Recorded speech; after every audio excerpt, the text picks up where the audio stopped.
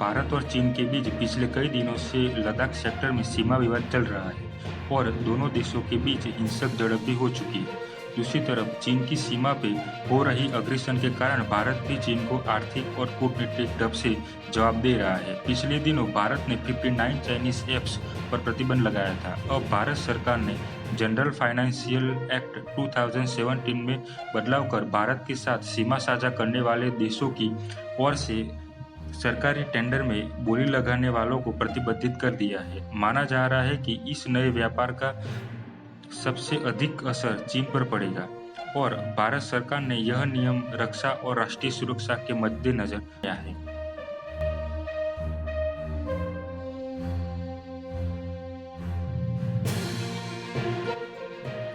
इस नियम के तहत टेंडर में बोली लगाने से पहले कंपनी को department for promotion of industry and internal trade यानी कि DPIIT की रजिस्ट्रेशन कमेटी में रजिस्टर्ड होना पड़ेगा। उसके बाद भारत सरकार के विदेश मंत्रालय और गृह मंत्रालय से राजनीतिक और सुरक्षा मंजूरी लेना आवश्यक होगा।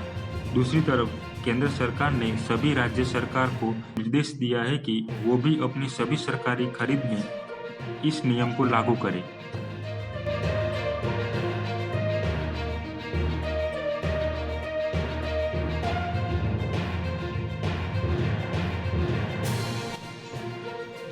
इस नियम के तहत वित्त मंत्रालय ने कुछ छूट दी है। कोविड-19 महामारी के कारण कोविड से जुड़े सामान की खरीद को लेकर 31 दिसंबर तक छूट दी गई है।